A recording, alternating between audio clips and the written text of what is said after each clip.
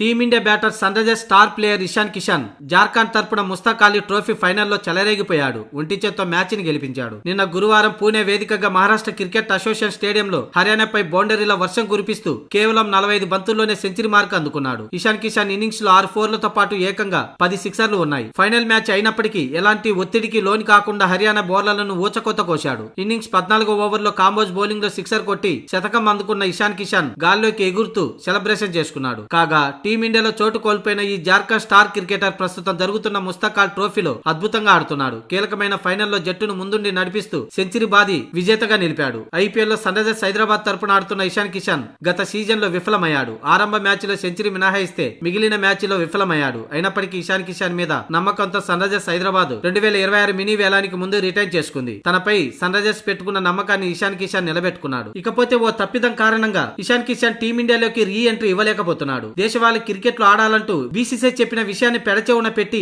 నిర్లక్ష్యంగా వ్యవహరించడంతో అతడిపై ఇప్పటి వరకు బీసీసీఐ సెలెక్టర్లు కరుణే చూపించడం లేదు. మరోపక్క టీమిండియాలో బెంచ్ బలంగా ఉండడంతో తన రీ ఎంట్రీ కష్టంగా మారిపోయింది. అటు కీపర్లు ఇటు మిడిల్ ఆర్డర్లలో అలాగే ఓపెనింగ్ స్లాట్ లో పోటీ ఉండడంతో ఇషాన్ కిషన్ కు కష్టంగా మారిపోయింది.